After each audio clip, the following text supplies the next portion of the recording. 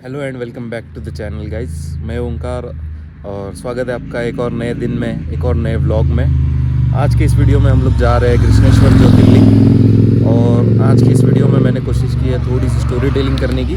तो आपको अगर अच्छा लगे तो कमेंट सेक्शन में ज़रूर बताना, और चैनल पे अगर नए हो तो चैनल को सब्सक्राइब कर देना। कृष्णेश्वर ज्योतिर्लिंग एक ऐसा दिव्य स्थान जहां आस्था, इतिहास और आध्यात्मिकता का मिलन होता है। एक ऐसा मंदिर जो अनंत शक्ति और भक्ति का प्रतीक है। सिटी ऑफ गेट्स यानी छत्रपति संभाजी नगर, इस ऐतिहासिक शहर में बसा हुआ है भगवान शिव का ये मंदिर। जितना ये मंदिर खूबसूरत है, उतना ही उस तक ले जाने वाला ये रास्ता। पहाड़ों से निकलती सूरज की पहली किरणें, जैसे भगवान शिव खुद ही आपको आशीर्वाद दे रहे हो। मंदिर में भक्तों की इस आस्था को देखकर मन से बस एक ही आवाज निकलती है कि बोलो हर हर महादेव। तो मैं आपको कृष्णेश्वर ज्योतिर्लिंग के बारे में कुछ चीज़ें बता दूं। जैसे अगर आप यहाँ पे आते हो तो कृष्णेश्वर ज्योतिर्लिंग में कोई भी वीआईपी दर्शन अवेलेबल नहीं है। और आप जब यहाँ पे दर्शन करने आते हो तो पुरुषों को दर्शन करने के लिए अपनी कमर के ऊपर के सारे कपड़े निकालने पड़ते हैं। और एक चीज़ है कि कृष्णेश्वर ज्योतिर्लिंग का जो गर्भगृह है वो बाकी ज्योतिर्लिंग के मुकाबले थोड़ा सा बड़ा है। और आप यहाँ पे अगर अभिषेक करवाना चाहो तो अभिषेक भी करवा सकते हो। और अगर आप सोमवार, शिवरात्रि ये दिन अवॉइड करो तो आपका दर्शन आधे से 1 घंटे के बीच में आराम से हो जाएगा।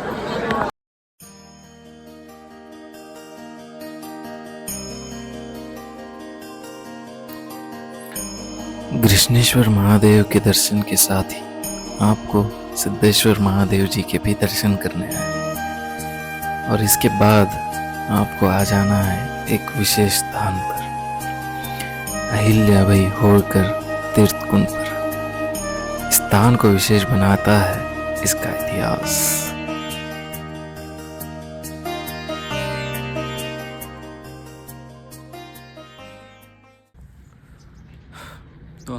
तो अब हम आ गए उस स्थान पर जहाँ से कृष्णेश्वर ज्योतिर्लिंग मंदिर के इतिहास की शुरुआत हुई थी, अहिल्याबाई होळकर तीर्थ कुंड, जहाँ पे गुष्मा नाम की महादेव की बहुत बड़ी भक्त रहती थी।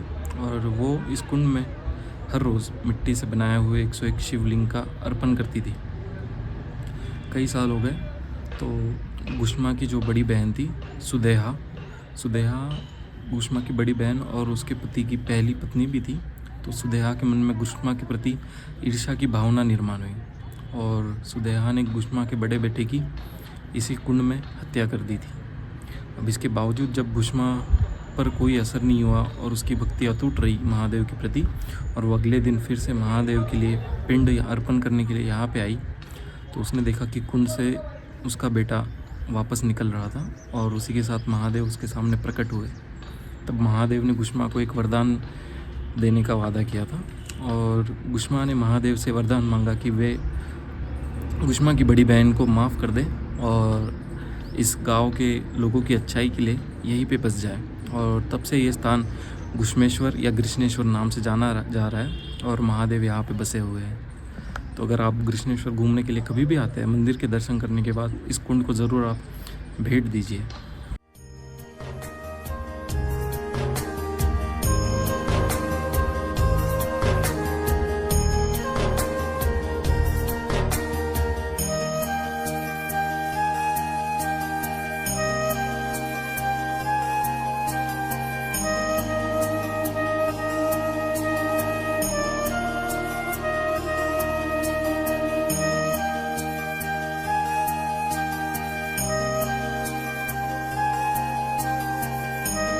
इसके बाद आपको आ जाना है कृष्णेश्वर ज्योतिर्लिंग से आधे किलोमीटर के अंतर पर बने हुए श्रीमंत शाहजी राजे भोसले जी के स्मारक पर, जिसे मालोजी राजे भोसले जी की गढ़ी भी कहा जाता है।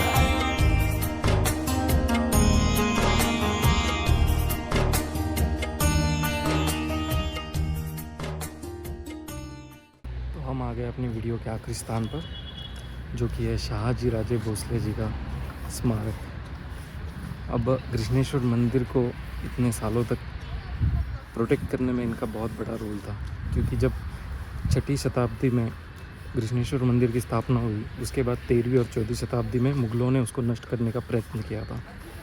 उसके बाद 16वीं शताब्दी में मालोजी राजे भोसले, जिनके छत्रपति शिवाजी महाराज पोते थे, उन्होंने उस मंदिर को फिर से रीबिल्ड किया।